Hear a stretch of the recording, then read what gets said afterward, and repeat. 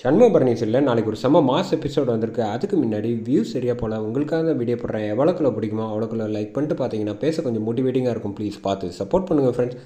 வைஜெயந்தி செம கோவத்தில் வந்து வீட்டுக்கு வராங்க. வந்தோடனே இருக்கிற எல்லா பொருளையும் வந்து கீழே எல்லாத்தையும் வந்து தட்டி விட்றாங்க.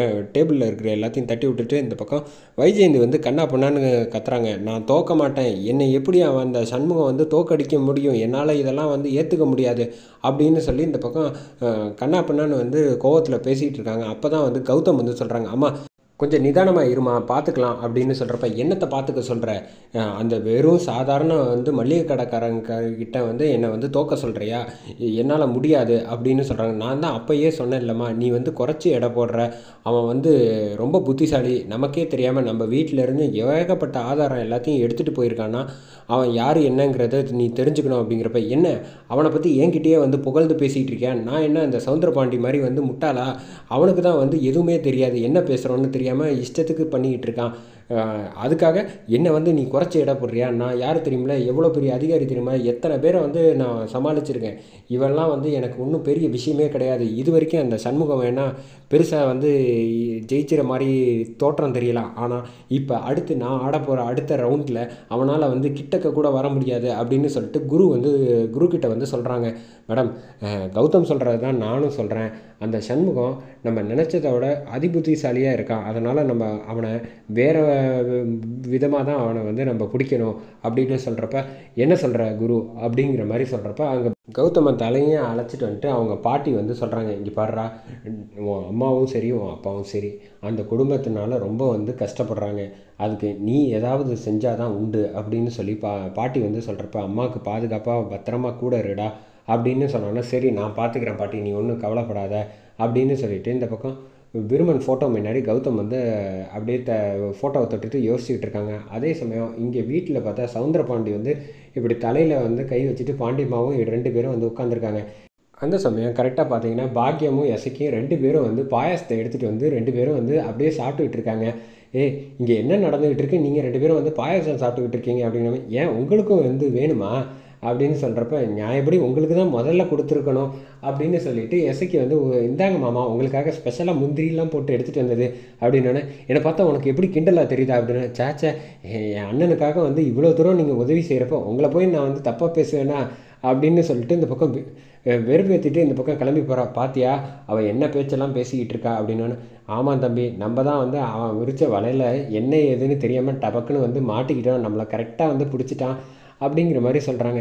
சரி, நம்ம மட்டுமா வந்து மாட்ட போகிறோம், மாட்டினா அந்த வைஜெயந்தியும் தானே கூட வருவா, விடு அவள் ஏதாவது வந்து சமாளிச்சுப்பா அப்படிங்கிற மாதிரி சொல்கிறாங்க. அந்த சமயத்தில் தான் இங்கே முத்துப்பாண்டி வந்து சண்முகத்தையும் சரி பரணி 2 பேரையும் அழைச்சிட்டு இங்கே வந்து ஒரு முக்கியமான ஒரு இடத்துக்கு அழைச்சிட்டு போகிறாங்க.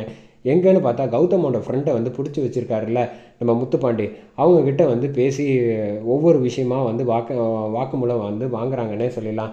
இந்த மாதிரி நான் ஏற்கனவே இவங்ககிட்ட வந்து கௌதமோட ஃப்ரெண்டுக்கிட்ட வந்து எல்லா விஷயத்தையும் வந்து பேசி வீடியோ எடுத்து வச்சுட்டேன், இந்த மாதிரி சிவபாலனை வந்து இவங்க தான் வந்து கௌதம் சொல்லி தான் அழைச்சிட்டு போயிருக்காங்க அப்படின்னுங்கிற விஷயம் எல்லாம் தெரிஞ்சிருச்சு, இதுக்கப்புறமும் சண்முகம் நீ தான் சொல்லணும் அடுத்தது நம்ம என்ன செய்ய போகிறோம் அப்படிங்கிற மாதிரி வந்து சொல்கிறப்ப, எல்லாமே கொஞ்சம் பொறுமையாக இருங்க, இப்போ இவங்களை வந்து நாளைக்கு நம்ம வந்து அழைச்சிட்டு போய் பார்த்துக்கலாம், இப்போ இந்த விஷயம் எல்லாமே நம்ம கண்டுபிடிச்சிருக்கிறது வந்து அந்த கௌதமுக்கும் சரி அந்த மாதிரி வைஜெயந்தி குரு 3 பேருக்கும் தெரியாமல் பார்த்துக்கணும், ஒருவேளை கௌதம் ஃபோன் பண்ணுறானே அப்படின்னு சொல்கிறப்ப, ஃபோனை முதல்ல வந்து ஆஃப் பண்ணி வைங்க, அவனுக்கு வந்து எந்த ஒரு விஷயமும் தெரிஞ்சிடக்கூடாது அப்படிங்கிற மாதிரி வந்து சொன்னோன்னே கௌதம் வந்து ஒரே யோசனையோடு இருக்காங்க. என்ன நம்ம ஃப்ரெண்டு வந்து இத்தனை தடவை நம்ம கூப்பிட்றோம் ஆனால் ஃபோனை எடுக்க மாட்டேங்கிறானே அப்படிங்கிற மாதிரி யோசிச்சுக்கிட்டு இருக்கப்ப, சரி எதுவாக இருந்தாலும் அப்புறம் பார்த்துக்கலாம் அப்படின்னு முடிவு பண்ணிவிட்டு எங்கே போயிட போகிறாங்க அப்படின்னு சொல்லி இந்த பக்கம் பெருசாக வந்து கௌதம் வந்து எடுத்துக்கல.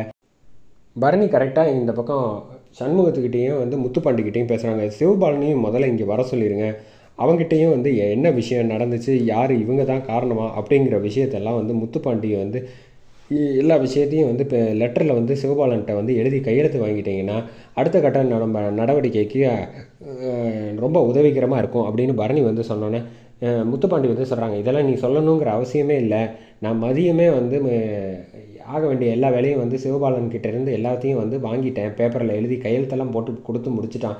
ஏய் இதை நீ எப்படா செஞ்ச, எனக்கு தெரியவே இல்லை அப்படிங்கிறப்ப, என்ன இந்த முத்துப்பாண்டி வந்து நீங்கள் சொல்கிறதான் செய்வேன்னு நினச்சிட்டு இருக்கீங்களா, நான் உங்களை விட கொஞ்சம் புத்திசாலி, நானும் வந்து ஒரு அதிகாரி, மறந்துடாத அப்படின்னு சொல்கிறப்ப, ஆமாம் ஆமாம் அப்படின்னு சொல்லிட்டு இந்த பக்கம் சண்முகம் வந்து சொல்கிறாங்க. இப்போ நம்ம முதல்ல வீட்டுக்கு போவோம், போயிட்டு அங்கே அத்தைக்கிட்ட என்ன நடக்குதுங்கிற விஷயத்த வந்து கேட்கலாம்.